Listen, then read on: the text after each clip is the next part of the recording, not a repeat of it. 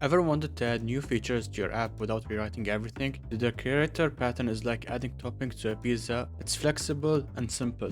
Hey guys, I'm Ali Khamis. Today I will show you the decorator pattern in Java. One of the easiest ways to add new features to your classes without touching the original code. By the end of this video, you will be able to understand what a decorator is, see a simple Java example, use it in your own project. Even if you are a beginner, this pattern will make your code cleaner instantly. Here's the problem. Imagine you have a coffee app. You made the coffee class with get cost and get description. Now your boss says add milk, add sugar and add caramel. If you try to make new classes for every combination, you'll have at least 20 plus classes in no time. Messy, right?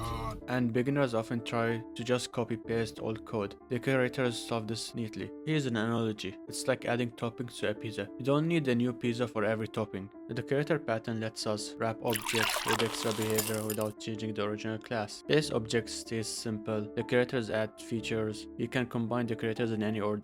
Let's have a step-by-step implementation of the decorator design pattern. So first, let's create a base interface. So the base interface will contain what's required for every coffee. For this instance, get cost and get description. Second step, basic coffee class. This is our plain coffee. Cheap, simple, works by itself. But we want to add toppings without creating new classes for every combo. Step 3, abstract decorator. This is the middleman. Takes a coffee object and adds the behavior. Doesn't change the base coffee, just wraps it. Step 4, concrete decorators. Each decorator adds one feature. You can mix and match like toppings. No new classes for every combination. Finally, we'll start using the decorators. Start with the simple coffee instance. Wrap it with the milk decorator. Wrap that with the sugar decorator. Each layer adds a cost and a description. And here's the output. See, you can add any combination without touching the base class. Benefits: adds new features without modifying existing code. Works well for beginners and clean apps. Lets you combine behaviors dynamically. Drawbacks: can make code harder to trace if you stack too many decorators. Adds extra classes which might feel confusing at first. Decorators are best used for flexible systems where features are changed often. Which design pattern should I explain next? Comment below. And don't forget to like, subscribe and share if this helped you. See you in the next video.